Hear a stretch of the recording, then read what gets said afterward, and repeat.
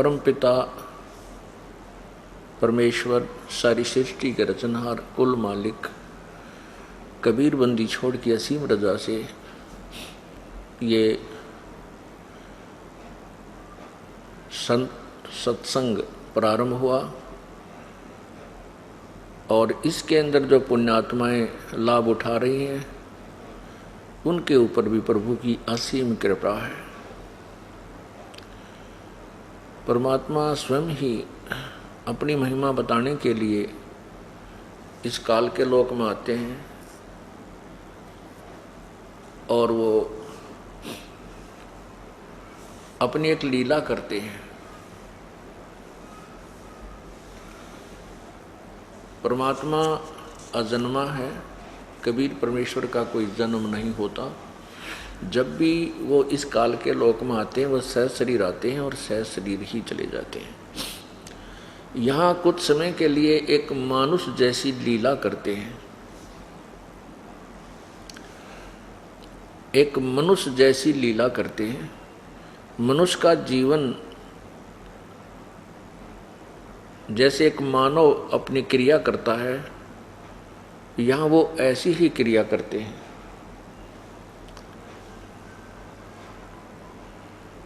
तो उस समय हम उसको केवल एक मनुष्य जान लेते हैं, हम उन्हें भगवान नहीं मानते। भगवान हम क्यों नहीं मानते, परमात्मा किस लिए नहीं मानते? क्योंकि हमारे को ज्ञान गलत बताया हुआ होता है। हमारे को ये बताया हुआ होता है कि परमात्मा निराकार है, वो सर्वव्यापक है, कण कण में विद्यमान है। परमात्मा मनुष्य शरीर में नहीं होता। इसलिए हम परमात्मा जब आते हैं तो उसको एक मानव ही मान लेते हैं, दूसरा नाम उसका संत या भक्त रख लेते हैं। संत मनुष्य भी होते हैं और संत की भूमिका में प्रभु भी आ जाते हैं। हम इसलिए नहीं मान पाते परमात्मा, उस परमात्मा आए हुए को, क्योंकि हम ये मानते हैं कि भगवान तो निराकार है। कुछ पंथों के संत ये भी कहते हैं कि जो गुरु रूप है, गुरु आया है, वो तो है भगवान साकार, मानो वो साकार रूप है भगवान का। और सतलोक में परमात्मा निराकार है, सतपुरुष निराकार है। और आत्मा सतलोक में जो चली जाती हैं अपनी साधना भक्ति करके, वो उस परमात्मा में, सतपुरुष में ऐसे समा जाती हैं, अभेद हो जाती हैं, जैसे समुद्र में बूंद गिर जाती है पानी की। ये उनकी थ्योरी है जो यथार्थता से बहुत दूर है, मन घड़ंत है। उन संतों ने भगवान देखा नहीं, ना सतलोक के दर्शन हुए, ना ही उनको कोई थ्योरेटिकल ज्ञान भी ठीक नहीं है उनका।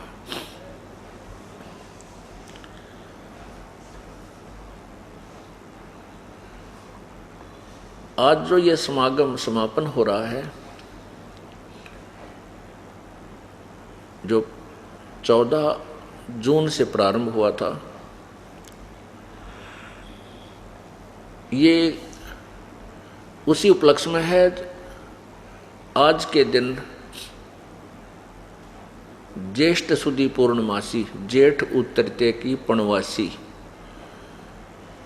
को सुबह ब्रह्म मुहूर्त में, अर्थात सुबह के 4 बजे के आसपास, वो परमपिता परमेश्वर पूर्ण ब्रह्म, सारी सृष्टि के रचनहार कबीर देव, कबीर साहब, कबीर प्रभु अपने सतलोक को त्याग कर सह शरीर इस मृतलोक में प्रकट हुए थे।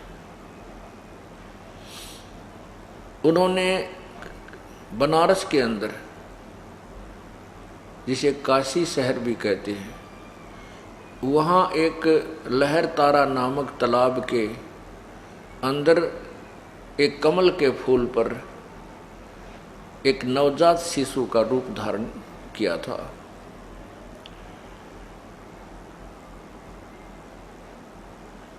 उस उपलक्ष्य में, परमात्मा के यहाँ प्रगट दिवस के उपलक्ष्य में, ये ज्येष्ठ सुदी पूर्णवासी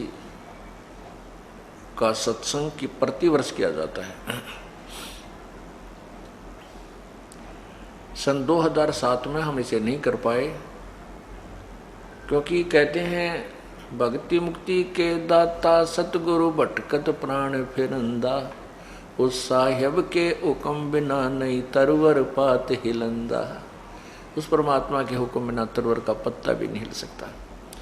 उसी की रजा से सब हुआ था, उसी की रजा से ये अब देखना क्या होगा। पूरा विश्व परमात्मा को पहचानेगा। हिंदुस्तान हमारा भारत जो है ये पूरे विश्व में विख्यात होगा, समृद्ध देश होगा। यहाँ वही शांति होगी जो सतयुग के समय हुआ करती थी। आपसी राग द्वेष, लड़ाई झगड़े, ये मार काट, पैसे के ऊपर इंसान कति शैतान हो लिया, ना बाण भाई का प्यार रहा, ना माता पिता की श्रद्धा, केवल एक पैसा पैसा नजर आता है। और ये तत्व ज्ञान के बिना ये जीव इस बुराई को त्याग नहीं सकता। और तत्व ज्ञान हो जाने के उपरांत ये प्राणी, जैसा कि आपने कल पवित्र गीता जी में सुना था 7वें अध्याय के 29वें श्लोक में, कि तत्व ज्ञान से परिचित होने के उपरांत और तत्व ब्रह्म यानी उस परम अक्षर ब्रह्म पूर्ण परमात्मा की महिमा और सतलोक में के सुख से परिचित, यानी तत्व ज्ञान के द्वारा पूरा ही वर्णन दिया जाता है कि तुम यहाँ इस मृतलोक में कितने कष्ट उठाते हो, जन्मते हो मरते हो, जन्मते हो मरते हो, कितना पहाड़ जैसा कष्ट आप उठा रहे हो, और सतलोक में जाने के बाद फिर तुम्हारा जन्म मृत्यु सदा के लिए समाप्त हो जाएगा। वहाँ फिर हम ऐसे ही रहा करेंगे जैसा यहाँ रह रहे। ये तो डुप्लीकेट माल है, यहाँ का जो जीवन है, यहाँ की पृथ्वी है, यहाँ के जो सुख हैं, ये तो बिल्कुल 3rd क्लास 4th क्लास कह जाओ, वो माल भी नहीं है। उस सतलोक के जो सारा सुख है, सतलोक के अंदर जो आहार है, बाग बगीचे हैं, पहाड़ हैं, सब कुछ झरने बह रहे हैं, वहाँ बिना बादल के फुहार पड़ रही होती हैं। यानी जो सुख हम यहाँ आर्टिफिशियल फुहारे पूरे लाकर या वैसे प्राप्त करते हैं, वो वहाँ सदा बना रहता है। वहाँ कभी मृत्यु नहीं होती। सतलोक में जाने के बाद कभी मृत्यु नहीं होती। अब यहाँ हमसे आज कितने बड़े सेठ हैं, चाहे कितनी फैक्ट्री चलने से हम राष्ट्रपति बने हुए हैं, लेकिन मृत्यु होगी।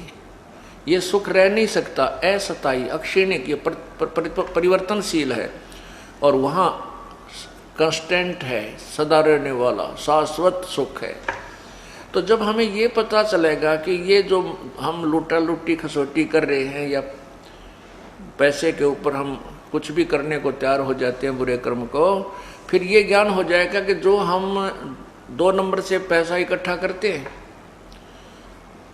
किसी भी कारण से, चाहे चोरी से, ठगी से, लकोक है, या कोई और मिलावट मिलूट करके, रिश्वत आदि ले करके, वो पैसा हमारे लिए एक बहुत बड़ा दुखदाई होगा। और हो सकता है उसके कारण हमारे घर में कोई ऐसी बीमारी लग जाए जो वो पैसा जो हमने दूर दूर से जोड़ के इकट्ठा किया वो भी चला जा, और वो बच्चा भी मर जाए जिसके लिए हम उसको सुखी करने के लिए और दुनिया को लूट लूट कर धन जोड़ रहे थे। क्योंकि प्रभु का विधान है कि भाग्य के बिना जितना भी आपकी किस्मत में है उससे ज़्यादा नहीं मिलेगा और कम भी नहीं रहेगा। ये तो है एक कॉमन रूल प्रभु का, साधारण सामान्य कानून है। तो ये कानून अटल है। कब तक अटल है? जब तक पूर्ण परमात्मा की शरण नहीं मिलती। तो जब तक पूर्ण परमात्मा की शरण, पूर्ण संत नहीं मिलता, तब तक तो ये फाइनल है कि जितना भी तेरे भाग्य में है उतना ही मिलेगा, ज़्यादा नहीं मिलेगा। यदि आप इधर उधर की करके ज़्यादा बना भी लोगे, आपने 1 लाख 2 लाख रुपये इकट्ठे कर भी लिए, आपके घर में कोई इसी घटना घट जाएगी। क्या तो पत्नी बीमार हो जाएगी, क्या स्वयं बीमारी आ जाएगी, कोई बालक बीमार हो जाएगा, या कोई बिजनेस में घाटा हो जाएगा, या कोई रिश्तेदार पैसे ले जाएगा, दे को नहीं, फिर दुश्मन भी बन जाएगा। और वो पाप जो पाप आपने किए उस 2 नंबर से धन प्राप्त करने के लिए, वो पाप आपके पास चौकस रह गए, वो नहीं घटते, वो नहीं जाते, वो आपको ही भोगने पड़ेंगे। तो इस तरह का ज्ञान तत्व ज्ञान से हो जाता है। फिर ये प्राणी दूसरे का धन लेना, चोरी करना, ठगी करना, हेराफेरी करना एक विष समझेगा। विष जैसे जहर होता है। अभी तक हमें पता नहीं था कि ये जहर है, इसलिए हम खा रहे थे, मर रहे थे, दुख पा रहे थे। जब बच्चे को पता चल जाता है कि ये विष है इस बोतल के अंदर और इसके खाने से आदमी मर जाता है, वो बच्चा शाना होने के बाद हाथ नहीं लगाता। अबोध बच्चा उसको खोल कर ढक्कन और पी लेता है और मृत्यु को प्राप्त हो जाता है। तो जो हम कर्म कर रहे हैं तत्व ज्ञान के अभाव से, जो हम पाप कर रहे हैं, फिर हमारे को ये दूर खड़े दिखाई देंगे, ये वो विष की बोतल की तरह नजर आएंगे, इलेक्ट्रिसिटी यानी बिजली के नंगे तार की तरह नजर आएंगे कि इनका हाथ लगते ही मर जाएंगे। थोड़ा कम करो। तो इस प्रकार ये सतयुग का माहौल होगा।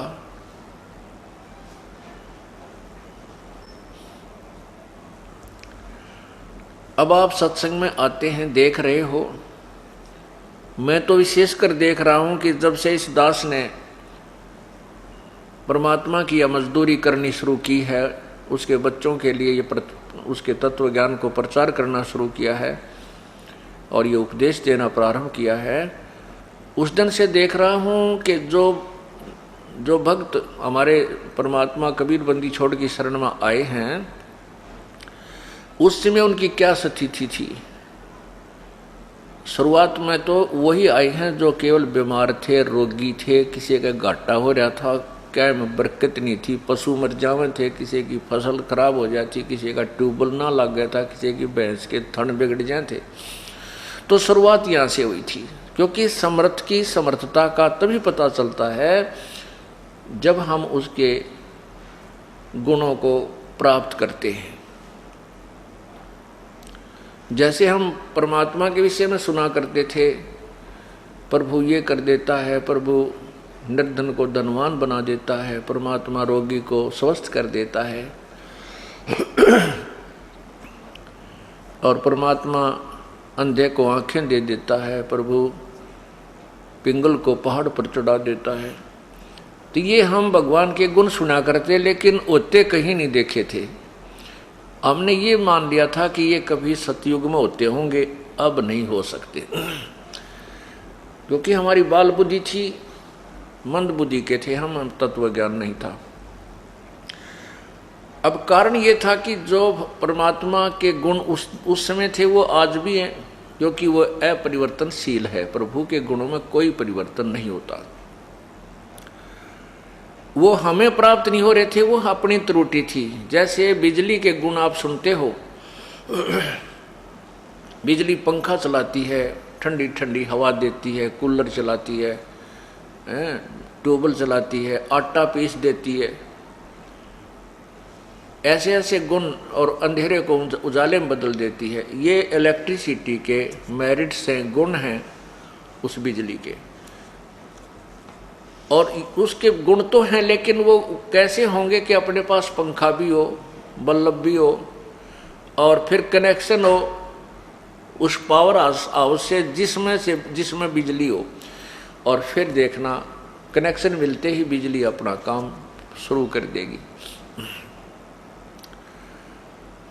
अब हमारे साथ क्या किया हुआ था इन अनजान संतों ने? उनको तत्व ज्ञान था नहीं, वेदों का ज्ञान भी नहीं था। ऋषि और मैं ऋषियों को वेद पढ़े पर वेद न जान, ये बाचे पुराने 18। जड़ को अंधा पत्ते खोआ, वह भूल गया सिरजनहारा। वेदों को पढ़ते हैं परंतु भेद नहीं जानते थे। वेदों को पढ़ते थे फिर भी वही क्रियाएं करते थे। जैसे आपने कल सुना था कि ये ऋषि लोग ज्यादातर तप करते थे, जबकि घोर तप करते थे, हठ योग करते थे।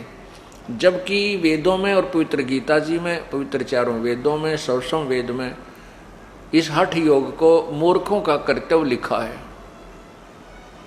राक्षस स्वभाव के लोगों का ये शास्त्र विधि विरुद्ध साधना होने से राक्षस स्वभाव के लोग करते हैं। तो ऋषियों को राक्षसों से कम हम कैसे माने? जैसे दुर्वासा जी ने एक बच्चों की जरा सी गलती पर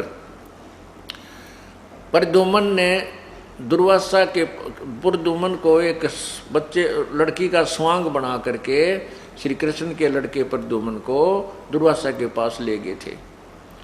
और ये पूछने लगे मजाक में, बच्चों ने मजाक कर दिया कि इसको लड़का होगा या लड़की। दुर्वासा ने श्राप दे दिया कि तुम्हारा नाश होगा, यादों का नाश होगा। उनके वचन से जो उन ऋषियों ने तप करके जो भी वो भक्ति धन कमाया, उससे उन्होंने राक्षस जैसा कर्म कर दिया। 56 करोड़ या 2 लड़के मर गए। इसी प्रकार चुनक ऋषि ने 72 अक्षौणी सेना, 72 करोड़ सेना मानदाता चक्रवर्ती राजा की अपनी उस भक्ति कमाई थे, जो धन जोड़ा था, वो जो सिद्धि कमाई थी, उसके आधार से उसकी 72 करोड़ सेना को मार डाला। और कपिल मुनि जी, कपिल जी, वो एक बार साधना कर रहे थे बंगाल की खाड़ी में, और राजा सगड़ के 60,000 पुत्र कोई क्रिया अपना धार्मिक अनुष्ठान करते चल रहे थे।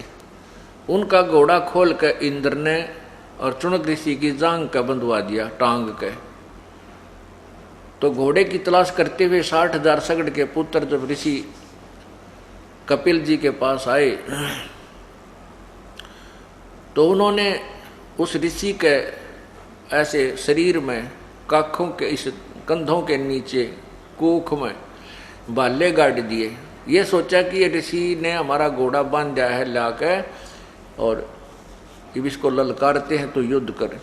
अब ऋषि के तप करते करते उसकी पलक, आंखों की जो पलक हैं, इतनी बढ़ गई थी, जमीन पर टिकी हुई थी।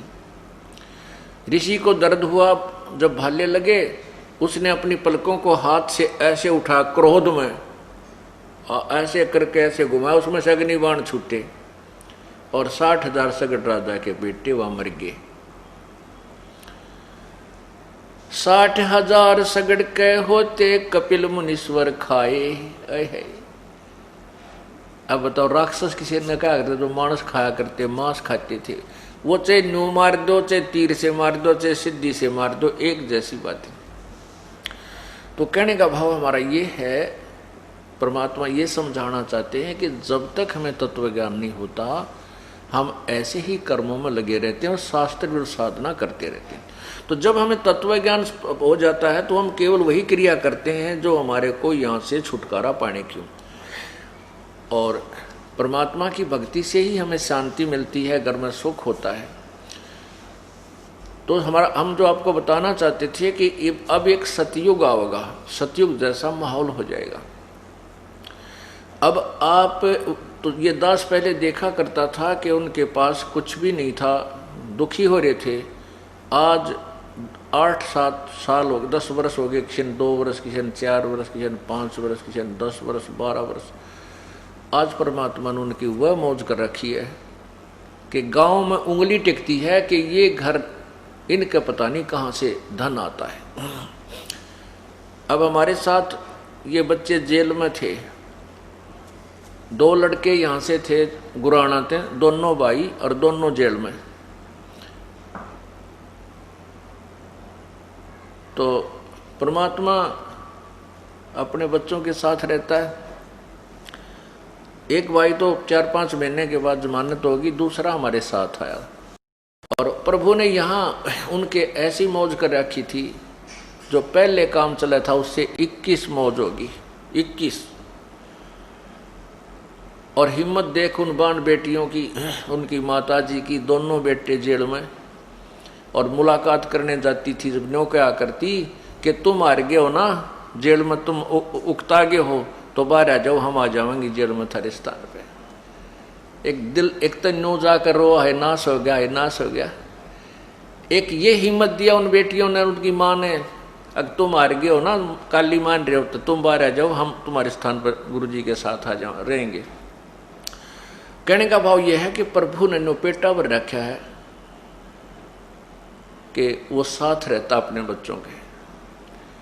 तो लोग गांव वाले कहने लगे, आसपास के लोग ये कहने लगे भाई इनका धन कितना हुआ इतना, ये मजाक करने लगे, ये कहने लगे कि ये आश्रम में सोना बताओ थे 30 किलो, वो इनका हाथ लग गया 1-2 किलो ये वहां से ले रहे। अब उन लोगों की सोच तो इतनी है, इससे आगे वो सोच ही नहीं सकते क्योंकि ज्ञान उन्होंने सुना को नहीं। तो ये भक्त कहते हैं बात तो थारी ठीक सा भाई, सोना ताव है आश्रम में थे, पर जिस तरह तुम कह रहे हो ऐसा नहीं आता, वो तरीका और है भगवान का देने का। अब ये इस प्रकार जब हमारा भगवान ठाठ करेगा, हमने चोरी की क्या आवश्यकता पड़ेगी, क्या झूठ बोलने की आवश्यकता पड़ेगी। जैसे आपने कल उस भगत की कहानी सुनी कि 16,000 रुपये बैंक में बढ़ गए। ये तो जैसी हमारी श्रद्धा बढ़ेगी उतनी बढ़ा देंगे। और कैसे बढ़ जाते हैं, जैसे एक बहन, एक बेटी आ रही है यहाँ से, डराना की लड़की है वह, और गतौली ब्याह रखी है,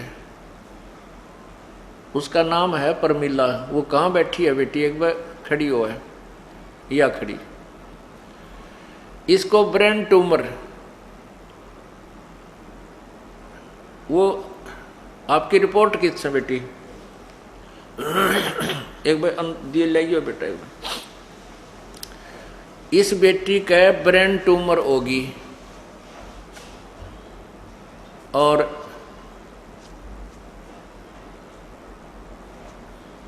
ब्रेन ट्यूमर होगी तो इसकी हाथों की पैरों की हड्डी बढ़ गई 1.5 इंच, ऐसा बूंदी शकल, और मुंह भी और डालका हो रहा है इस बेटी का। और इसने लिखा अपनी आत्मकथा,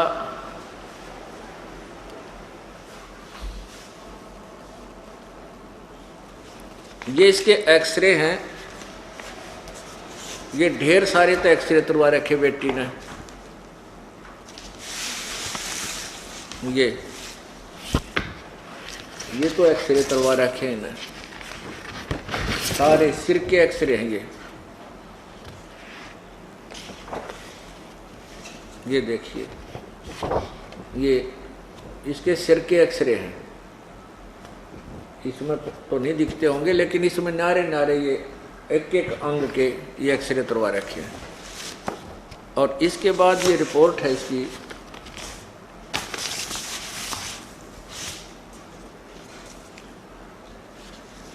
ये रिपोर्ट है, ढेर सारी।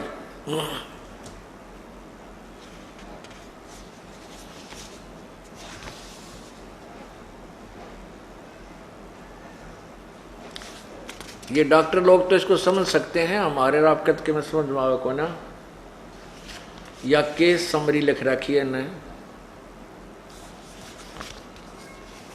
ये देखो इसको पढ़ लियो, या डॉक्टर की लैंग्वेज महारत समझ में आवे को नहीं। हाँ बस ये देखो, ये है केस समरी।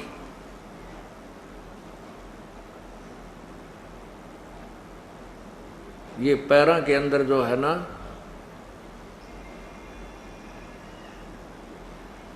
ये पढ़ लेंगे डॉक्टर लोग और बता देंगे भाई सच्चाई है कि झूठ है इसमें, यही न लिख रखी है।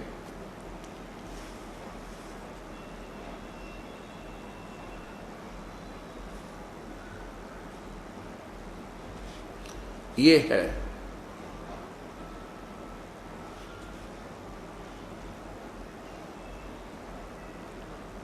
ट्रीटमेंट गिवन, ये लिख रखा है।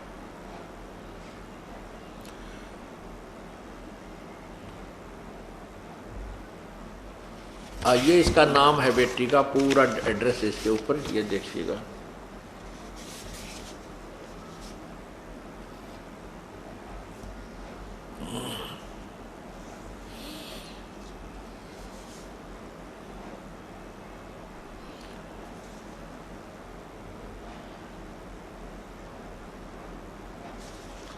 ये तो यहाँ का है, और ये बहुत से ऐसे हैं इसके अंदर, बहुत ज़्यादा, कई हॉस्पिटलों में दिखा रहा है किसी बेटी ने।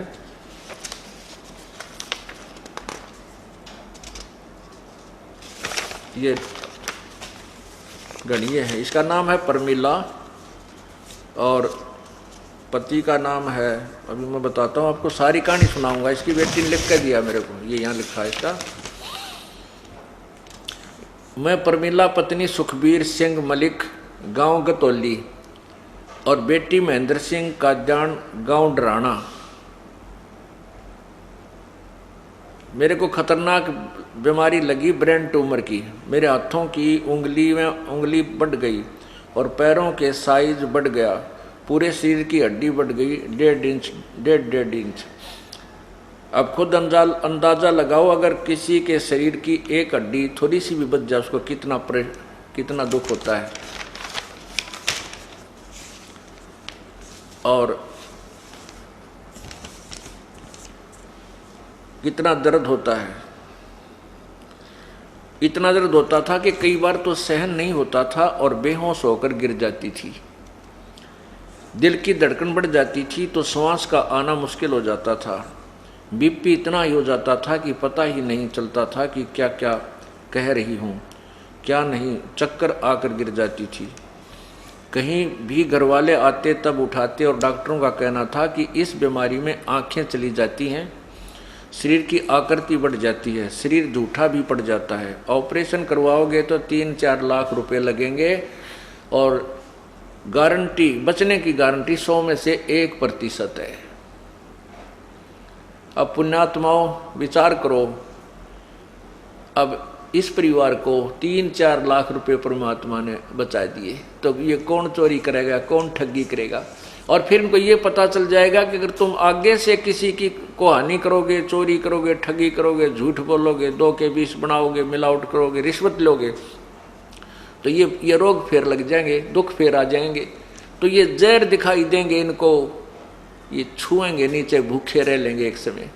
तो इस प्रकार जब हम एक दूसरे को, हमारे को जब इतना ज्ञान हो जाएगा, हम पाप कति त्याग जाएंगे और लूटना तो दूर है, लूटा करेंगे, क्योंकि हमें ये भी ज्ञान हो जाएगा कि दान धर्म करने से हमारे जो पाप भी नष्ट होते, कुछ कम होते हैं और दान से ही हमें लाभ होता है, परमात्मा की प्राप्ति में सहयोग मिलता है। तो फिर हम दान करा करेंगे, हम लूटेंगे नहीं, 2 पैसे हाथ से छोड़ा करेंगे।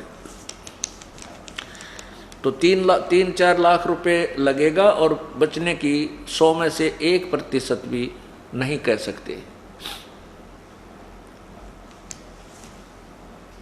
कि बच जाएगी। ऑपरेशन के दौरान अंधी भी हो सकती है। ओए होए, ऑपरेशन तो करेंगे तो अंधी भी हो सकती है, पागल भी हो सकती है। पूरी सूज गई थी मैं, हाथ पैर मुंह मोटा मोटा हो गया था और ऑपरेशन भी सिर्फ 2 जगह से हो सकता, एक गंगाराम हॉस्पिटल और दूसरा अपोलो हॉस्पिटल दिल्ली में। तब मेरे पापा ने गुरुजी के चरण पकड़कर रोए कि आप क्या नहीं कर सकते। ये तो अभी 1 महीना पहले की बात है। ये महेंद्र भगत जी ने उपदेश ले रखा था।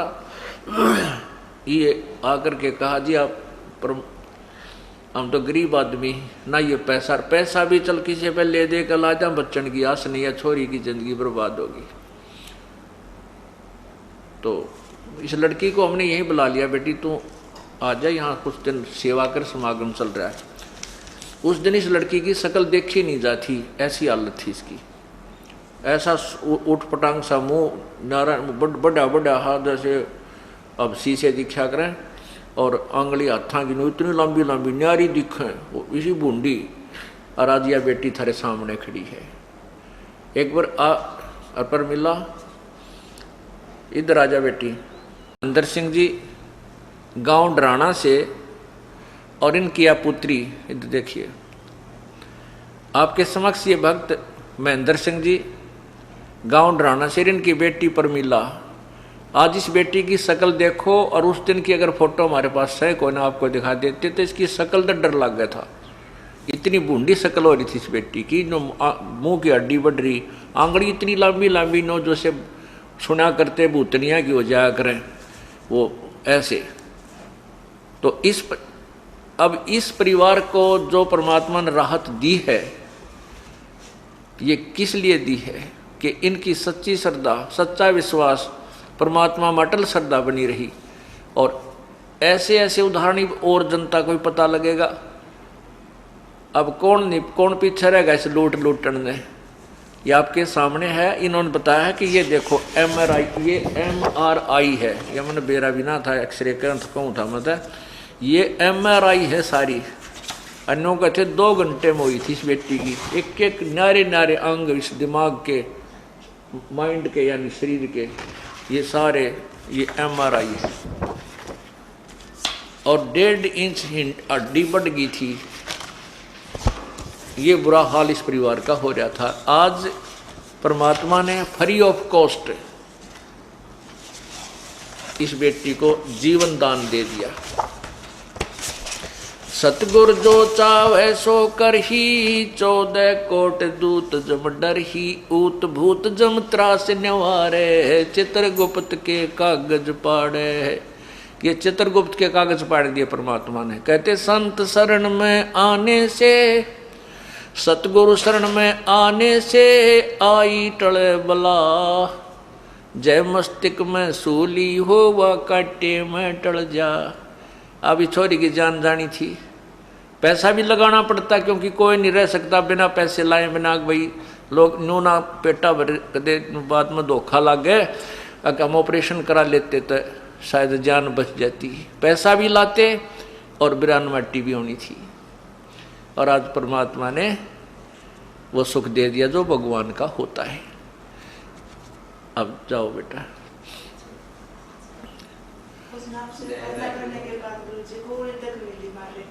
ले अब बता बेटी थोड़ी सी, हाँ बोल दे। अब ये बेटी क्या कहना चाहती है? सच है बेटा, बोल दे, यही सुनेगा, आराम से बोल दे। ये नौका है बेटी कि जिस दिन से आपसे प्रार्थना की थी उसके बाद हमने गोली भी नहीं लेनी पड़ी है, वह दवाई भी छोड़ दी है। बता बेटा। सिर के दर्द की भी गोली नहीं, उस दर्द की तो लेनी की थी। ओए होए होए। उस दिन के बाद में ना कोई गोली ना कोई ऑपरेशन, मुझे बगैर उसमें ना आपकी दांत मारे ठीक हो, ना कोई दर्द है ना कुछ हो। और सोजिश भी आपके जो दांत गुरुजी सारी उतरने लगी। बोल सतगुरुदेव की जय। ऐसे सुख मालिक आपने हमें दिए मालिक, किसी से सिर की सुनियो मालिक। जय हो बंदी छोड़ की। अच्छा बेटा, जय हो बंदी छेड़ की, जय हो बंदी छेड़। और बेटा ही कहा जय बंदी छेड़। सब बंदी छोड़ कबीर साहब हैं। बंदी छोड़ भगत जी गल परमात्मा बंदी छोड़ कबीर साहब ने भाई आपकी सुनी है।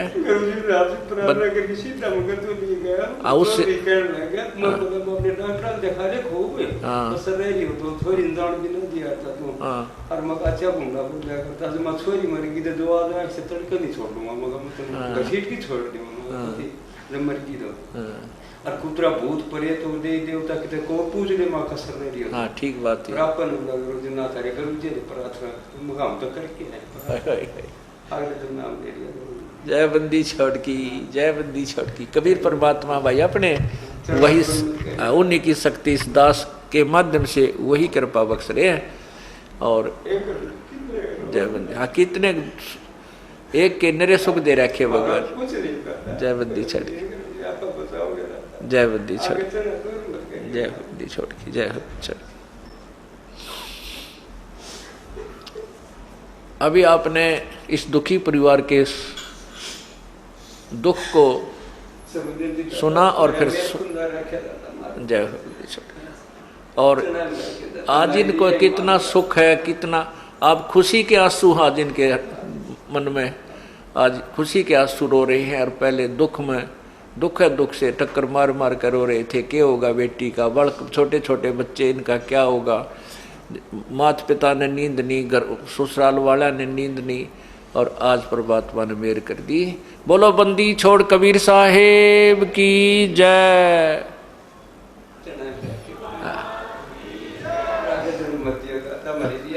ठीक बात है, जय। अब आपको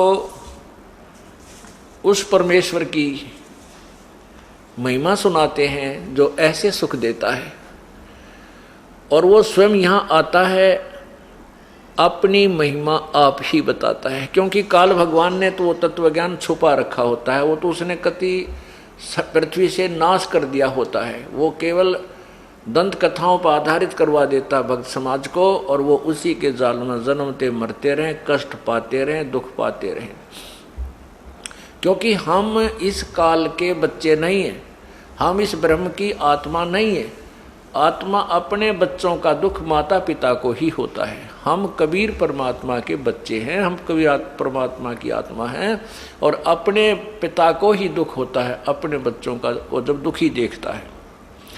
तो वो परमात्मा यहाँ आता है। हमने गलती तो बहुत भयंकर कर रखी है, जैसा कि आपको सृष्टि रचना में कई बार सुनाया है। तो फिर भी कहते हैं, एक हरियाणा में कहावत है कि माँ बाप बेटा बेटी तो हो जाते हैं विमुख, लेकिन माता पिता नहीं हो सकते। बेटा बेटी तो कुपात्र बन जाते हैं, लेकिन माता पिता फिर भी उनके सुख की कामना करते ही रहते हैं, उनको फिर भी लाइन पर लाने की चेष्टा करते हैं, शायद अब भी समझ जाए, अब भी सुधर जाए। इसी उद्देश्य से वो परमात्मा इस काल लोक में आता है, और काल लोक में वो कितना कष्ट उठाता है। एक तो ये आप देख रहे हो, इस दास के साथ के खेचातानी कर रखी है इन नकली संतों ने। क्यों? इनकी पोल खुला है। अभी मुश्किल माच रही है, थारी रोटी गई, जयु ज्ञान तुम्हारे अज्ञान का पता लग गया तो हैं, लेकिन ये कब तक छुपावेंगे? यह तो बात बिगड़ ली इनकी। ये राजी खुशी सरेंडर कर देंगे तो बढ़िया रहेंगे, नहीं तो जनता इन्हें गली में नहीं निकलने देगी जब सच्चे ज्ञान का पता लगेगा, और उनके द्वारा दिए गए अज्ञान से वो परिचित हो जाएंगे। ये न छुपन न जगह नहीं पाओगे। ऋषि महर्षि ये संत ये बड़े बैठे मंडलेश्वर करोड़ों लोगों को भुकाए बैठे हैं, इनको छुपने को स्थान नहीं मिलेगा। ये जुबान नहीं निकाल सकते। एक बालक के सामने भी, हमारे तत्व ज्ञान परिचित बच्चे के सामने भी इनके जुबान बंद हो जाया करेगी। और ये पूरे विश्व में, अपने हिंदुस्तान भारत का पूरे विश्व में बोलबाला होगा, क्योंकि पहले ये यहीं शुरू होगा। इसके बाद फिर परदेसी लोग भी बहुत अच्छी तरह समझेंगे, क्योंकि हम एक ही पिता की संतान हैं। पूरे विश्व में एक बार लहर अच्छी आएगी। अगर ऐसा नहीं हुआ तो कुछ, अब देखो क्या हालत हो रही है। हम अपने जीवन में छोटे छोटे थे, उस समय जो आपस में प्यार था, बाण भाई की बेटी बाण बेटियों की इज्जत थी, शर्म लिहाज थी, कति नाश हो गया है। पैसा पैसा दिखाई देता, बेशर्मी की हद हो चुकी है। कत्लेआम होने लग गए पैसे के लिए। ना बेरा कितने डाके पड़ते हैं, मार दिए जाते हैं। 10-20 हज़ार के लिए आदमी को आदमी मार देता है। तो ये और 10-20-50 साल में तो सरेआम गलियों में निकलना मुश्किल हो जाएगा, ऐसी हालत हो जाएगी। लेकिन अब ये ज्ञान एक बार फैलेगा, फिर एक बार फिर स्थिति सेट हो जाएगी। कई हजारों वर्षों तक फिर ये नॉर्मल स्थिति रहेगी। भगवान की भक्ति करा करेंगे, भगवान से डरा करेंगे, और परमात्मा फिर हमारे भंडार भरा करेगा। ऐसे ऐसे दुख दूर कर देगा। हम गलती कर भी नहीं सकते, चाहे भूखे बैठ जावा, चाहे हम किसी से, चाहे हम कोई सुविधा में मिले या ना मिले, भगवान से डरा करेंगे।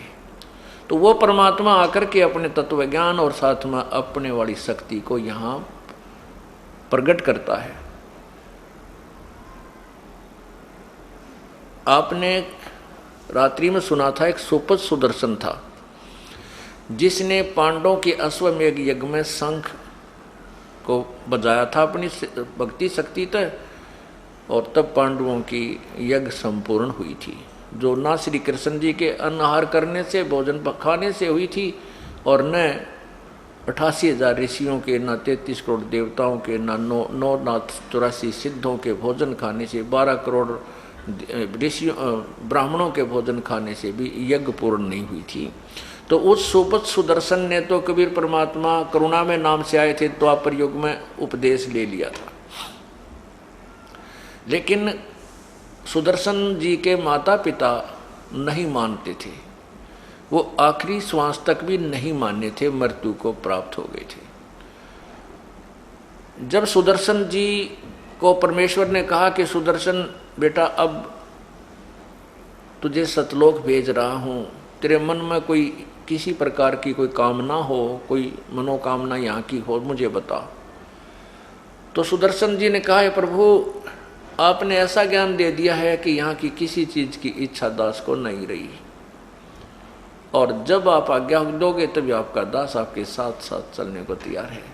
परंतु मेरे मन में एक चिंता खाई जा रही है। प्रभु ने पूछा कि वो क्या है भाई?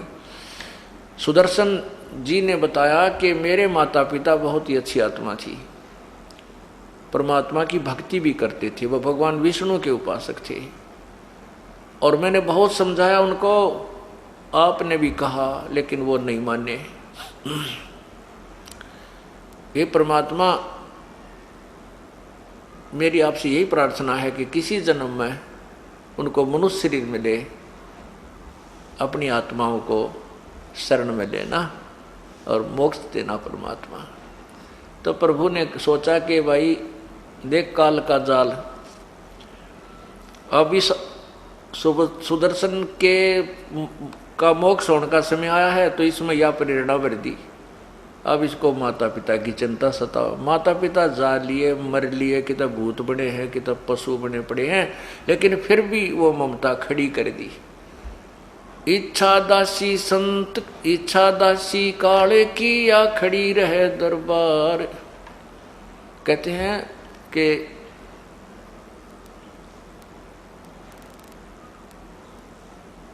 इच्छा दासी काल की, या खड़ी रहे दरबार, पाप पुण्य दो वीर हैं। ये इच्छा जो है ये काल की खास एजेंट है। ये चाह जो है आदमी को यहीं राख लेती है, कोई चाह रह जा किसी प्रकार की।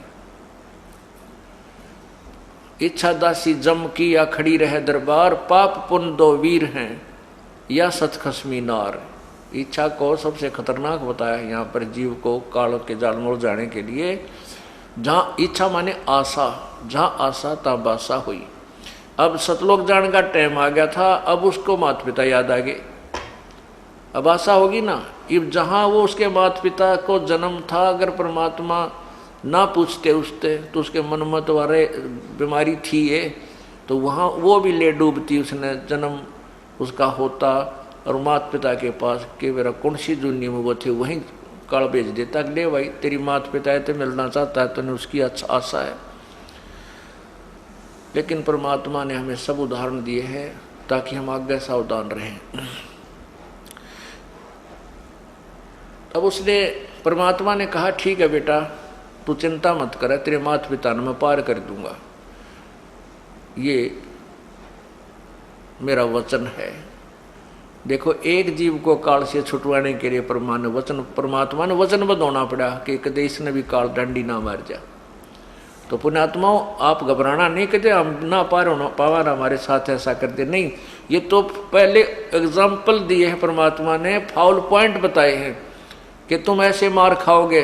इस बातों का पता लग गया जब मार खाओगे कौन ने, बिना बेरे मार खा जाते हम। तो उस समय जब आप यहाँ से चलने लगोगे, ये ज्ञान आपके आगे घूमने लग जाएगा आपकी आंखों के सामने, कि अब नहीं किसी ने याद करते, पीछा छूटन दे, जो होगा परमात्मा के चरणों में चलेंगे। और अगर ऐसे हम आशा रखेंगे तो फिर फाउल हो जाएंगे। तो इस अब तो पार होना ही होना, ये तो समय आ गया है। परमात्मा ने बहुत पहले बता दिया था कि उस समय मैं सभी अंशों को पार करूंगा और फाउल होने नहीं दूंगा, होंगे तो उनको संभालूंगा। ये ज्ञान से, भक्ति से, समाधान से तो आपको पार करके छोड़ देगा। लेकिन उसके लिए आपने क्या करना पड़ेगा? द्वार धनी के पड़ा रहे, धक्के धनी के खाए, 100 काल झकझोल ही पर द्वार छोड़ ना जाए। इतना जरूर करना पड़ेगा। शरण पड़े को गुरु संभाले, जान का बालक भोला रे, कहे कबीर तुम चरण चित रखो, जो सोई में डोरा रे। बस इतना काम आपका, पड़े रहना सतगुरु के चरणों में, पार करेगा। लेकिन बुराइयां छोड़नी पड़ेंगी। कोई भी बुराई आपने नहीं करनी है, बीड़ी शराब मांस तम्बाकू ठगी चोरी जारी और रिश्वतखोरी मिलावट, ये तो बुराई तो दूर होना ही पड़ेगा, अन्यथा फिर तो मार खाए हुए हैं हम। तब वो सुदर्शन जी के जो माता पिता थे वही बनारस काशी में दोनों का जन्म हुआ। पिता वाली आत्मा का गौरी शंकर नाम का ब्राह्मण नाम से जन्म था और माता का सरस्वती नाम से, दोनों का विवाह हुआ। जो गौरी शंकर जो थे वो भगवान शिव के उपासक थे और ऐसे नेक ब्राह्मण थे, वो शिव पुराण की कथा सुनाया करते थे। जो भी श्रोता आते उनको जो धन प्राप्त होता था उसको अपना खाने योग्य रख लेते थे, बाकी का भंडारे में लगाते, दान पुण्य करते रहते थे। उनको संतान नहीं थी कोई भी। वो अन्य ब्राह्मणों की तुलना में जनता के हृदय में घने समाये हुए थे, सभी उनकी प्रशंसा किया करते थे। दूसरे ब्राह्मण लोग तो ठगी करते थे, पैसे में 500 रुपये लेंगे कथा करने के, कोई 250 रुपये लेंगे कथा करने के, इस तरह वो ऐसे करते थे। वो फरी करते थे, केवल अपना जो पूजा स्वेच्छा से को 2 4 10 रुपये दे भी देता तो उसको अपने गुजारे लाग रख कर बाकी बेच भंडारे में लगा दिया करते थे। इस बात से अन्य जो ब्राह्मण थे जो कथावाचक वो दुखी थे, उनसे ईर्ष्या करते थे। इस बात का ज्ञान उस वहाँ के मुसलमानों को पता लग गया कि इस ब्राह्मण से ये अन्य ब्राह्मण जो है ना ईर्ष्या करते हैं, इनके साथ नहीं है। तो मुसलमानों ने गौरी शंकर और सरस्वती को मुसलमान बना दिया, उनके घर में अपना पानी छिड़क दिया, छींटे मार दिए, झूठा पानी पिया दिया। तो वो ब्राह्मण जो दूसरे थे उनको पता लग गया, वो तो इंतज़ार करें थे किसी प्रकार इसका कांटा सा निकला, ये हमारे रास्ते से हट जा। उन्होंने शोर मचा दिया, डंडोरा बुनादी कर दी कि गौरी शंकर मुसलमान बन गया है, उसको जाति से डाल दिया है, उसका गंगा में स्नान करना बंद है क्योंकि वो मुसलमान हो गया है। अब वो विवश हो गया, चारों तरफ से भाईचारे ने उसको घर से अलग कर दिया। उसका नाम नीरू अली रख दिया, नूर अली, उसको नीरू कहने लगे, नूर अली को। और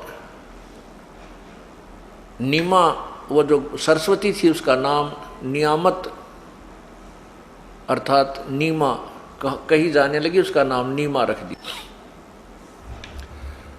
वो गंगा में स्नान करने नहीं जाते थे, स्नान करने के लिए एक लहर तारा तालाब के अंदर जाया करते थे बनारस में।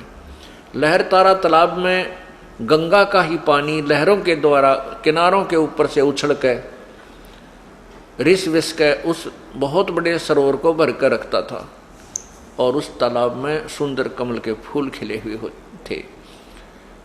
वो नीरू नीमा के निवास से लगभग 3 किलोमीटर दूर था।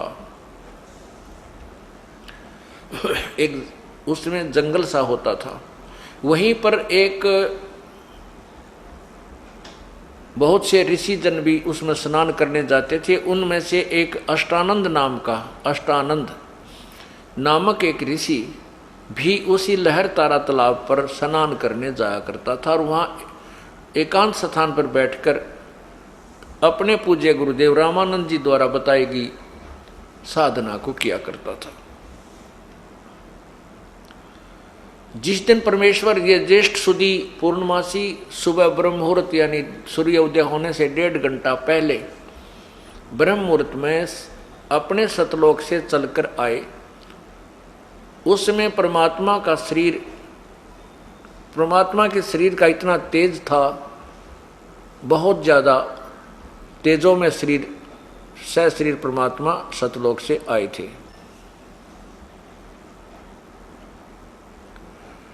उसमें अष्टानंद जी जो ऋषि थे वो स्नान करके और अपनी साधना करने के लिए तत्पर हुए थे। उसी समय आकाश से एक प्रकाश का गोला सा आता नजर आया, क्योंकि परमात्मा के शरीर के प्रकाश को ये चरम दृष्टि नहीं देख सकती। अष्टानंद ने जब ऊपर देखा तो उस प्रकाश के गोले को देखते उसकी आंखें बंद होगी, जैसे सूर्य की तरफ देखते हैं।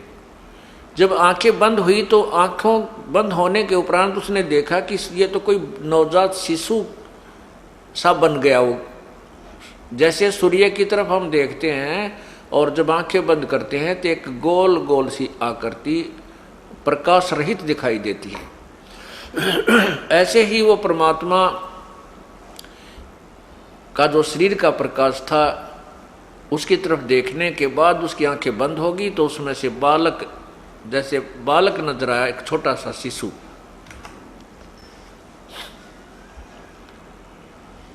उसने दूसरी बार जब आंख खोली तो उस समय वो प्रकाश का गोला लहर तारा तालाब के एक कोने में आकर सिमट गया था। वहां कमल के फूल पर वो परमात्मा, क्योंकि बालक रूप में ही धारण करके वहां से चले थे, उनका बहुत तेजोमय शरीर था, वहां आकर परमात्मा ने अपने तेज को समेट लिया और केवल वो बच्चा ही नजर आने लगा।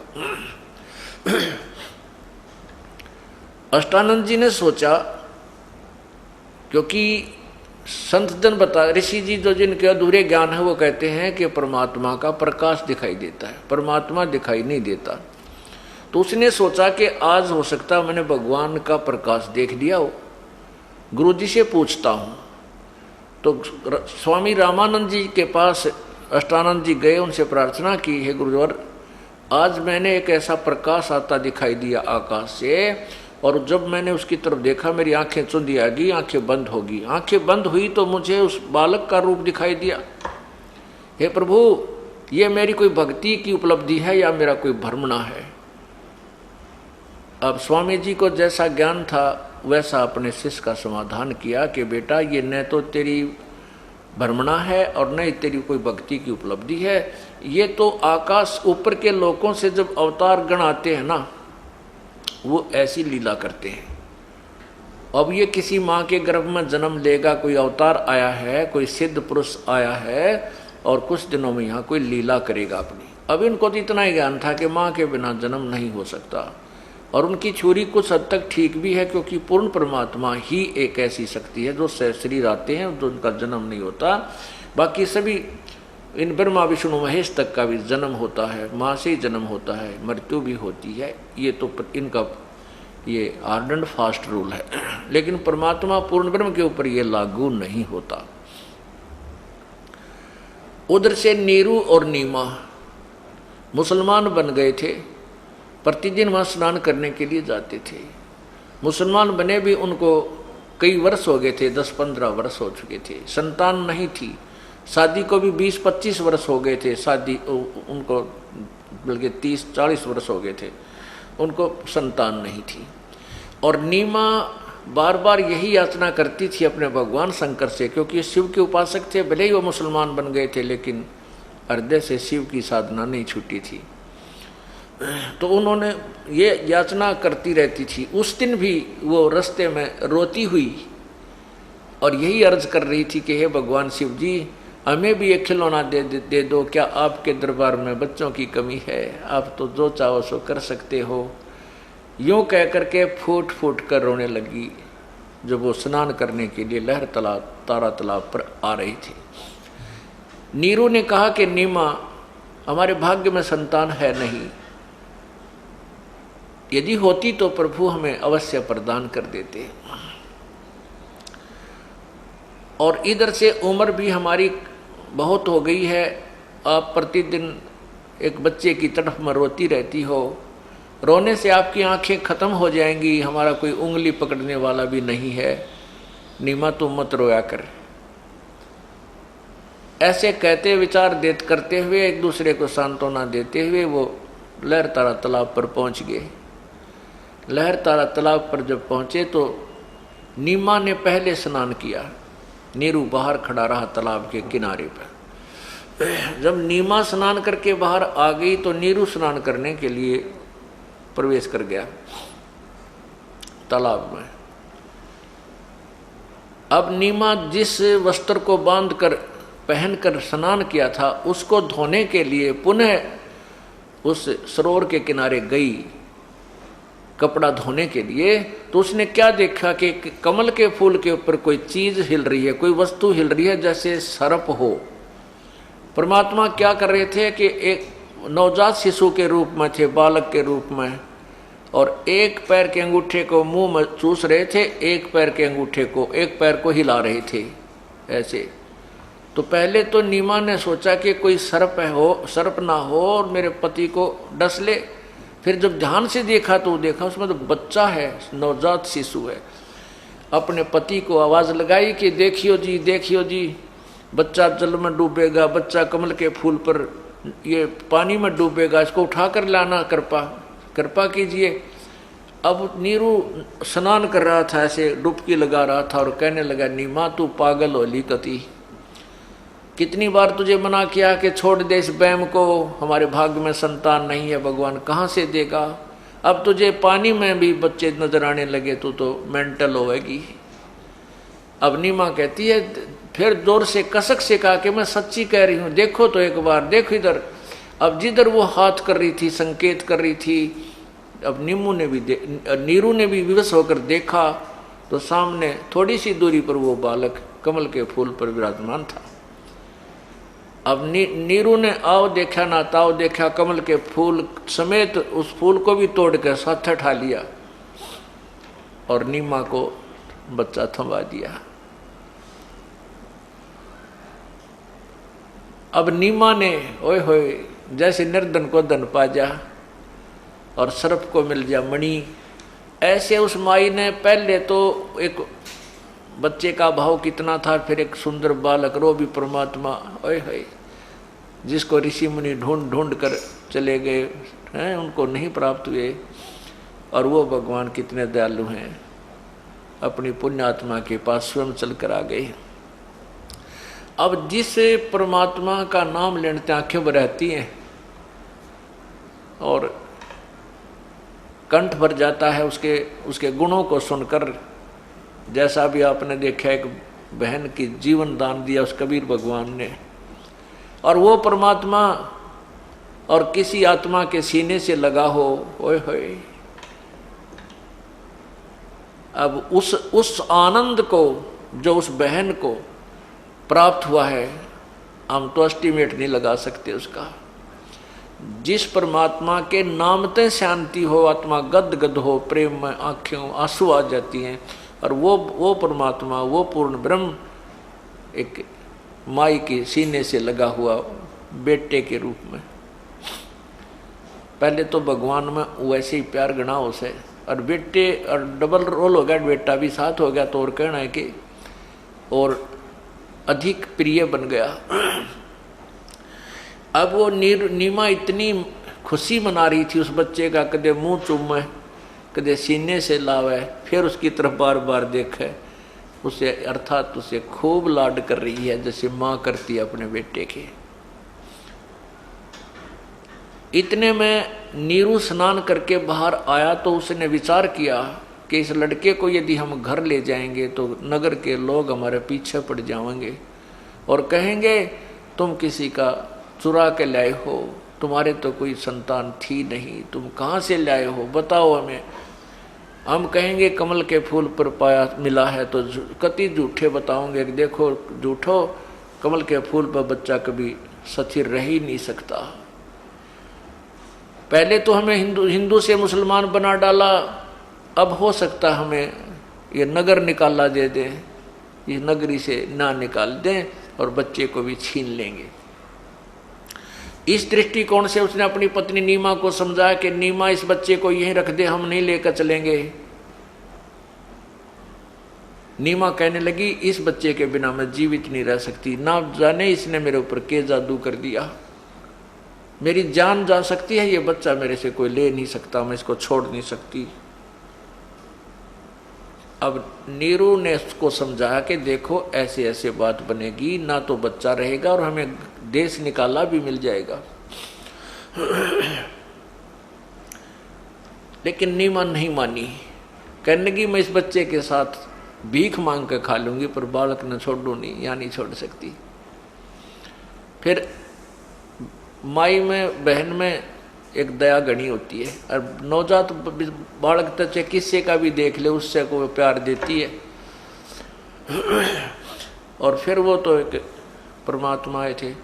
तो नीरू की बात की जब अवहेलना कर दी नीमा ने, पहली बार जिंदगी में अपनी पत्नी की तरफ उसने हाथ उठाया था, थप्पड़ उठा कर कहने लगा कि नीमा तू घनी अनाड़ी हो गई है, जिद्दी हो गई है, मैंने आज तक तेरी किसी बात को नहीं मना किया था, क्योंकि इसलिए कि आपके संतान नहीं है और मैंने तुझे हर तरह से खुश रखने की चेष्टा की, तेरी प्रत्येक जिद को मैंने सहन किया, इस कारण से तू जिद्दी बन गई है, आज आगा पीछा कुछ नहीं देख रही है, रख दे इस बच्चे को, ये नहीं तरह थप्पड़ मारूंगा।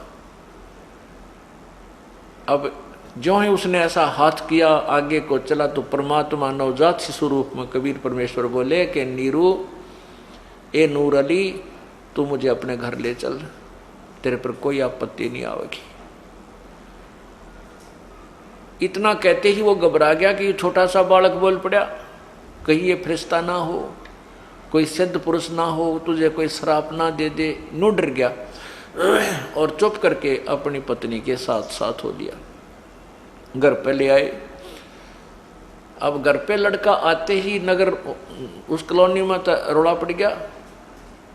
पूरी काशी में जो है ना सारे देखने चल पड़े, इतना सुंदर बालक कति जमा, इतना सुंदर बालक कद आज तक देखा है को नहीं, इतनी रौनक है उसके चेहरे पे, तो जो भी देखे वो ठगा सा रह जावे। इतना सुंदर बालक, कोई कह ब्रह्मा है, कोई कह विष्णु है, कोई कह शिव जी का अवतार है, कोई कहे ये देवता आया है, कोई कहे इंद्र ही प्रकट हो गया है, इनका इंद्र ही आया है, और ऊपर देवता कहते हैं हम तो है नहीं भाई, वो किसी और ही लोक से आया है।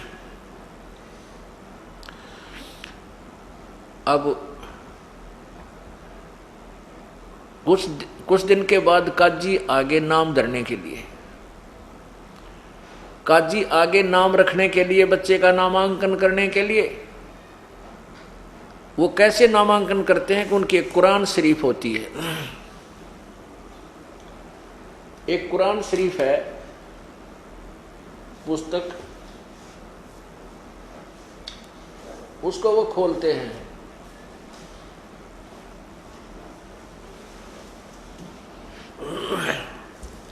ये है पवित्र कुरान शरीफ। इसको ऐसे खोलते हैं जैसे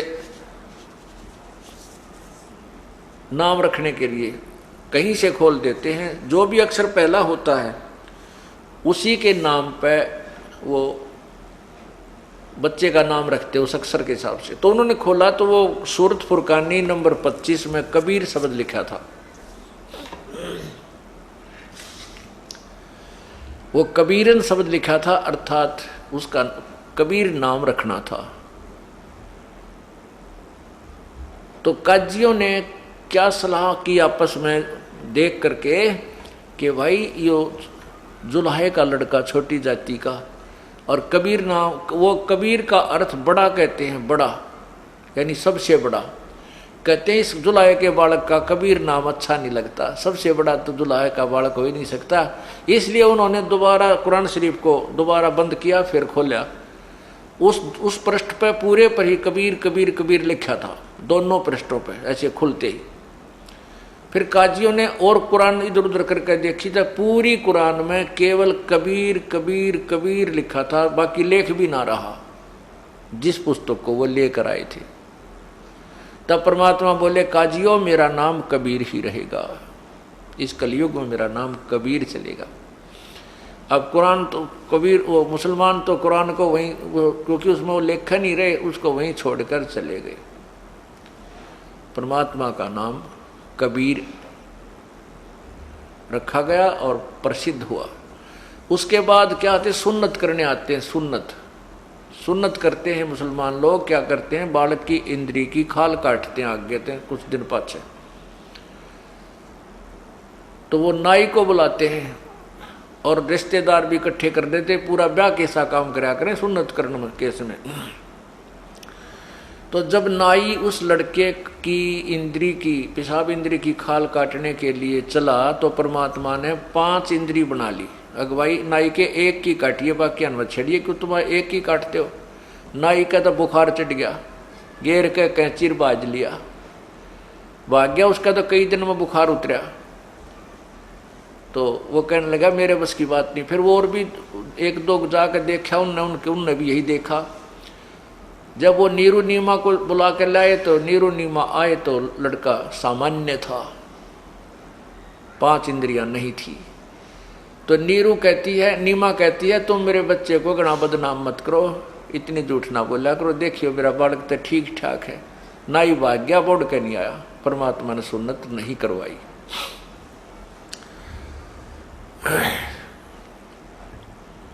पुण्यात्माओं,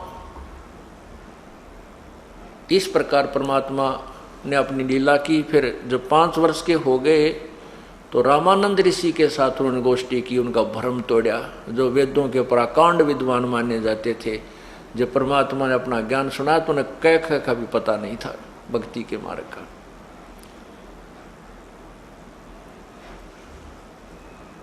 ये पूर्ण परमात्मा कबीर बंदी छोड़ प्रत्येक युग में आते हैं। अब आपको गरीबदास परमेश्वर आदरणीय गरीबदास साहिब जी द्वारा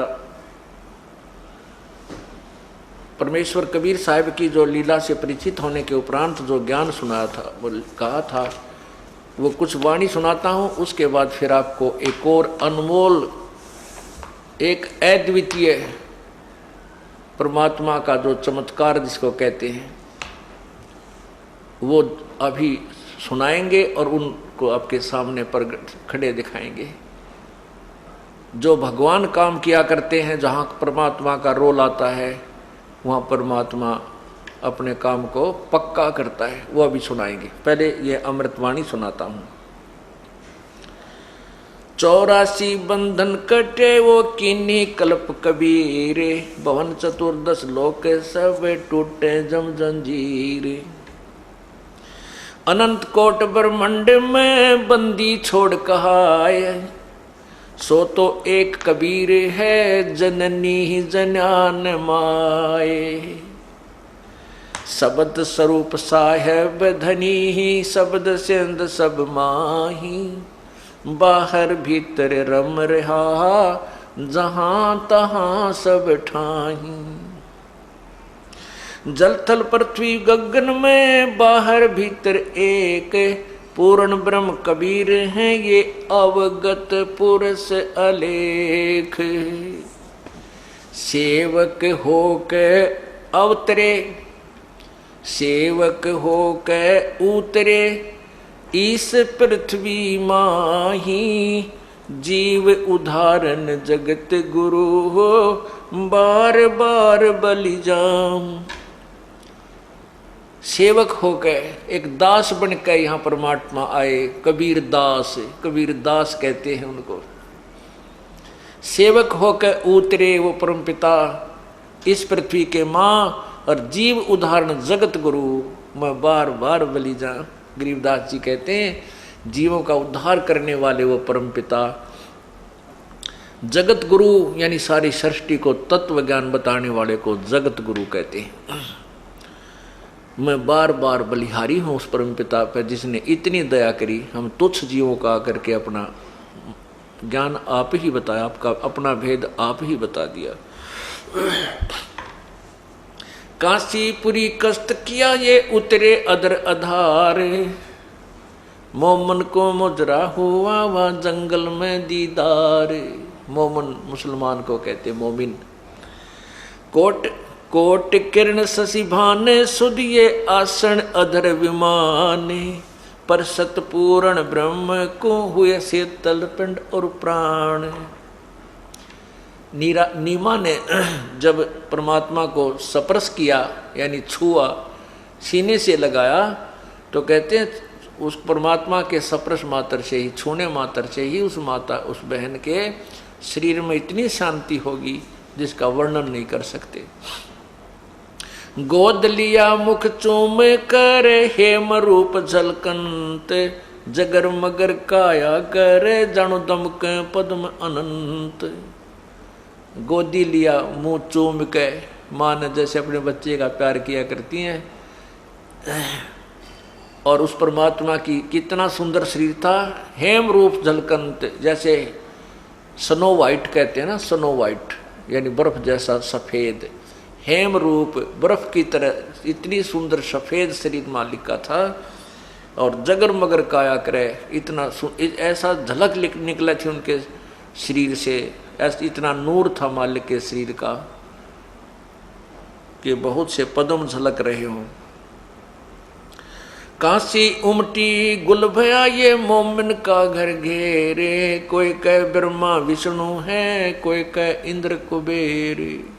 कोई तो कहीं ब्रह्मा विष्णु महेश है, कोई कहीं इंद्र है, कोई कह कुबेर दिखा है हमने तो, कोई कह ये इंद्र आया है, कोई कह वरुण धर्मराय है, कोई कोई कहत ईशे 16 कला सुभान गति, कोई कह जगदीश। भक्ति मुक्ति ले उतरे ये मेटन तीनों तापे, मोमन के डेरा लिया वो कह कबीरा बापे। कितनी महिमा प्यारी गाई है गरीबदास साहिब जी ने, कि भक्ति और मुक्ति को लेकर के वो परमात्मा उतरे थे।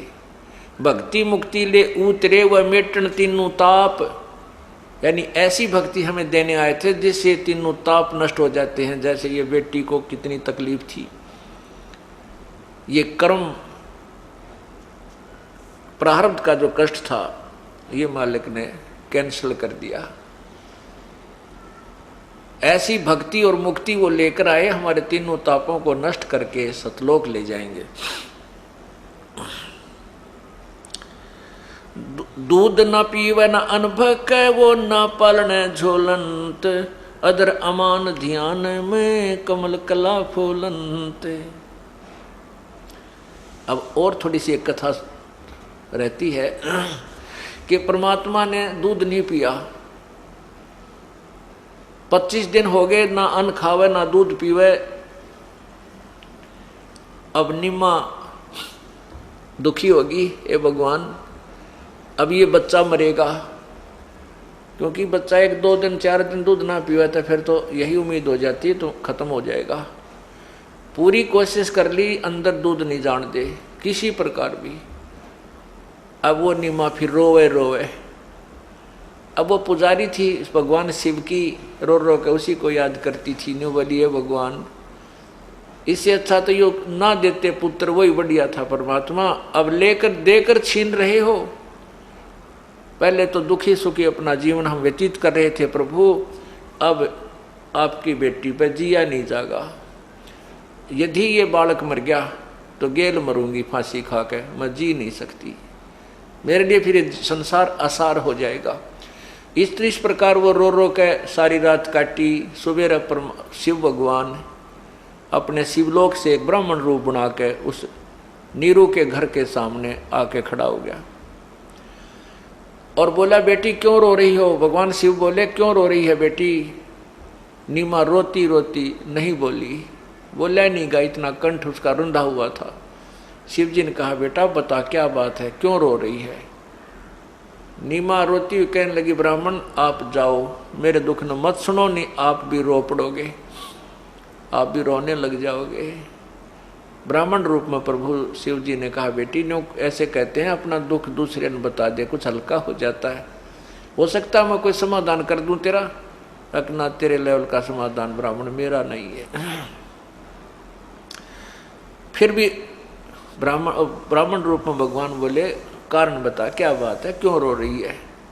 तब रोती रोती कहने लगी कि पहले तो हमारे संतान नहीं थी, एक दिन मैंने अपने भगवान शंकर से प्रार्थना की थी, सच्चे दिल से रोई थी, उसी दिन कमल के फूल पर मुझे ये लाल दिया था।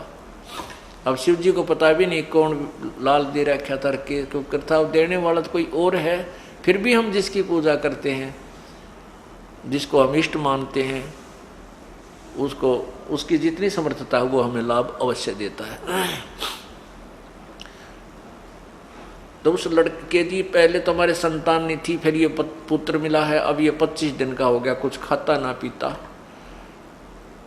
इसलिए रो रही हूं कि ये बालक मरेगा, मैं भी साथ मरूंगी, जीऊं नहीं कती, मैंने पक्का इरादा कर रखा है, फांसी खाऊंगी। तब भगवान शिव ने कहा इस बालक को मुझे दे बेटी। अब नीमा ने उठा कर वो बालक जो दिया भगवान शिव को, तो ऐसे गोदी में लेकर, हाथों में लेकर शिव जी ने बालक से की नज़र में नज़र मिलाई, तो कबीर परमात्मा ने कहा कि हे शिव भगवान, इस मेरी माता को कहो कि एक कुंवारी गां मंगवा ले और आप उसके ऊपर हाथ रख देना, वो दूध देने लग जाएगी और फिर वो उस दूध को मैं पीऊंगा।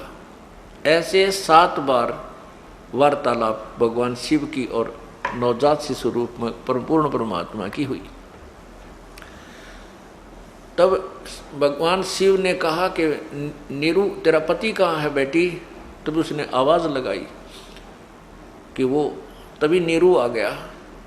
उसे कहा कि बेटा ऐसे कर, एक कुंवारी गां ले आ बछिया, और एक बढ़िया कोरा मटका ले आना, पात्र छोटा सा जिसमें 5-7 किलो दूध आ जावे, कुमार के ताज़ा लाना, और शीघ्र आ जा। वो तो शीघ्र ही जा करके एक गाय ले आया, कुंवारी बछिया जो दूध छोड़ रही हो और नए दूध ना हुई हो, यानी बिल्कुल। तो इस प्रकार उस बछिया को ला करके खड़ा कर दिया, भगवान शिव जी ने उसके ऊपर हाथ रख दिया। उस बछिया के दूध बड़े लंबे लंबे थन हो गए, थनों से दूध अपने आप झरने लग गया। वो जो पात्र लाए थे मटका छोटा सा घड़ा, उसको उस थनों के नीचे रख दिया, वो भर गया। जब अपने आप दूध बंद हो गया, प्रतिदिन वह गाय दूध देने लगेगी और उस कुंवारी गाय के दूध को परमात्मा ने पिया। तब नीमा के शांति हुई, परमात्मा बड़े होने लगे। अब यही प्रमाण ऋग्वेद मंडल नंबर 9 सूक्त नंबर 1 के मंत्र नंबर 9 में है। उसमें क्या लिखा है कि वो शिशु रूप में प्रकट परमात्मा को जब वो प्रकट होता है पूर्ण ब्रह्म, तो उसकी परवरिश कुंवारी गायों के द्वारा होती है। एक पहचान बताई इस परम पिता की, ये देखिएगा।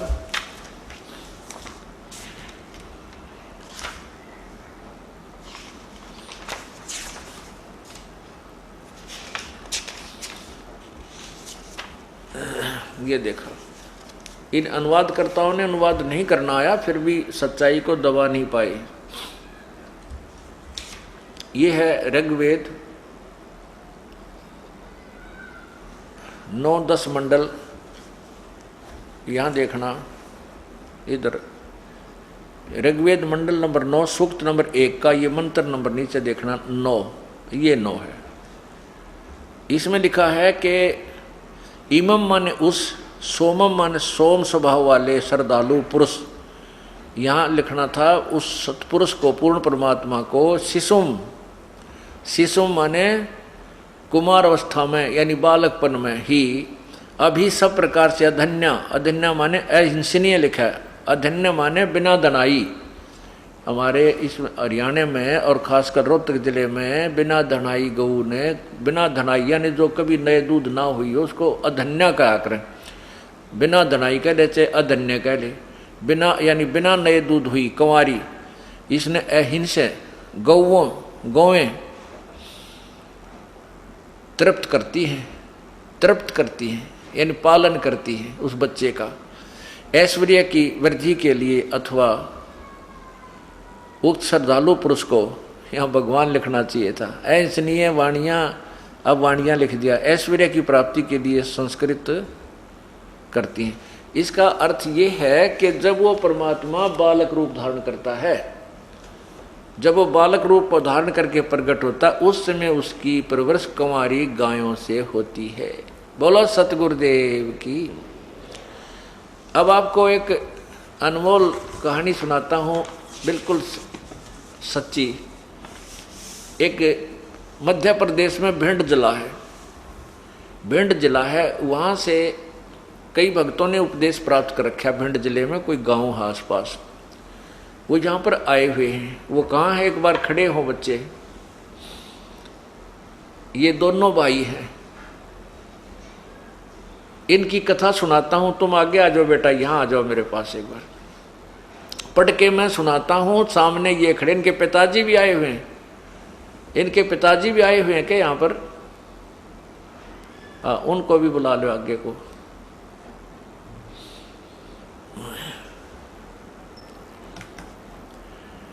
अब इनकी क्या कहानी है मैं पढ़कर सुनाता हूं आपको और इनको आपके रूबरू करता हूं।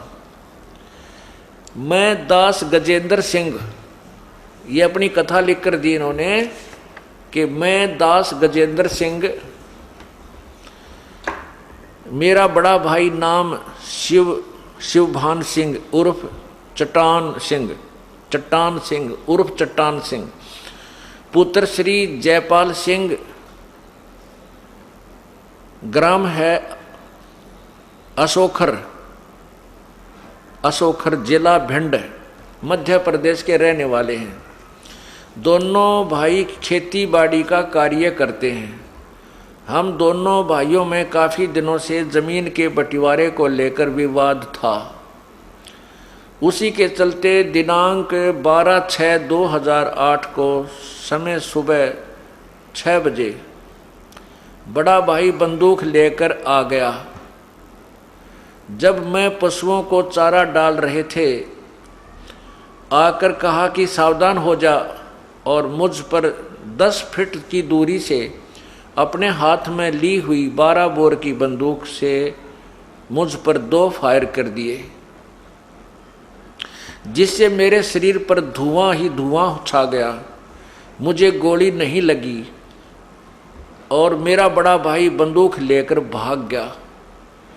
और दूर जाकर मेरे बड़े भाई ने भगत राघवेंद्र सिंह को जाकर फोन करके बतलाया। ये राघवेंद्र सिंह आया है, उसको बुलाना। फोन करके जाकर बताया कि जब मैंने गोली चलाई तो मुझे सामने सतगुरु रामपाल जी महाराज ने अपने हाथों में, जब मैंने गोली चलाई तो सामने सतगुरु रामपाल जी महाराज ने अपने हाथों में स्वयं गोली लेते हुए,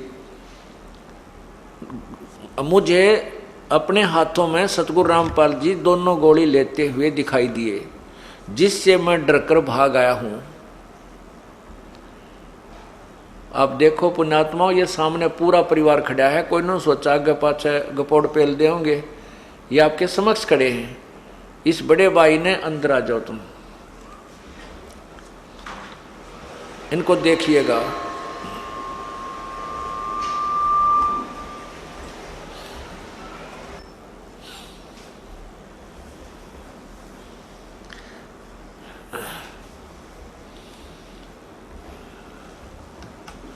ये तीनों, ये आ जाओ। अब ये एक नंबर पर जो खड़े हैं ये इनके पिताजी हैं। आप, ये शुभ नाम आपका? जयपाल सिंह। और दूसरे नंबर पर ये जिसने गोली मारी थी, क्या नाम आपका? शिवभान सिंह। और तीसरे नंबर पर ये लड़का जिसका गोली मारी थी, जिसके ऊपर अटैक किया था इस बड़े भाई ने, क्या नाम आपका? गजेंद्र सिंह। और जिसको इसने जाकर के बताई थी, ये चौथे नंबर पर, क्या नाम आपका? राघवेंद्र सिंह। अब आपके समक्ष खड़े हैं, इनका पूरा फोटो लीजिए। पुण्यात्माओं, हम बहुत पहले सुना करते थे परमात्मा ऐसी लीला कर देता है। इनने सबने उपदेश ले रखा, भाई ने भी, पिता ने भी, पूरे परिवार ने भी, माता जी ने भी, और इस भाई राघवेंद्र सिंह। वहाँ काफ़ी शिष्य हैं परमात्मा के। अगर ये भगवान की शरण में ना होते, अब ये शिवभान सिंह तो जेल में पड़ा होता, 20 साल की उम्र कैद होती, और ये गजेंद्र सिंह की मृत्यु हो जाती, पूरे परिवार उजड़ गया था, और ये माया यहीं रह जाती और घर का नाश हो जाता है। परमात्मा अपने बच्चों की ऐसे रक्षा करता है। अब इसने क्या बताया है, हाँ भी आप बताइएगा। आपको फोन किया, हाँ इसके देख, इसकी तरफ कर, हाँ जा, आजा बेटा यहाँ आजा। मतलब फायर करने के बाद उन्होंने मुझे तुरंत फ़ोन किया हाँ कि गजेंद्र को तो परमात्मा ने बचा लिया। स्वयं आपके रूप में परमात्मा आए थे, जो कि अपने हाथ में गोली उन्होंने हाथ से ले ली थी, जो गोली इन्होंने फायर किया था। बोलो सतगुरुदेव की। और ये तुरंत ही भाग लिए, मतलब गोली लेके ये बंदूक लेकर भाग गया। हाँ, और तुरंत ही उसी समय हाँ ये दोनों लोग हाँ आपकी शरण में आए। 13 तारीख को आपके पास आ गए थे। ये 12 तारीख की बात है। अब आप बताओगे कुछ? हाँ बताओ, आपने क्या देखा? आपने देखा वहाँ? हाँ, हम तो वहाँ खड़े थे। हाँ देखिए, पास में ही खड़े थे। हाँ हाँ तो सुबह ये आया लड़का, बड़ा वाला। अच्छा, तो उसने जो है आके सेट कर इसको। इन्होंने कहा हुआ कि मेरी जमीन तुमने जोत ली है, छोटे वाले ने। हाँ तो इसने आगे आ तो थोड़े से। ये लेके बंदूक हाँ और सुबह आके इन्होंने फायर शुरू कर दी। मम्मी ने इनको पकड़ा, अच्छा बस वो क्या पकड़ लेती, उनको नहीं डांट पाया उन्होंने। हाँ इन्होंने फायर कर दिए अच्छा, और फिर फायर करके और ये से आगे आया। 2 फायर करे। 2 फायर करे। हाँ, उसमें कैसा लगा? उसमें वो एकदम पूरे में शरीर में धुआं सा निकला। हाँ, धुआं सा निकला और गोली का पता नहीं कहाँ। जय बंदी छोड़ की, गोली का पता नहीं। सतगुरुदेव की जय। जय।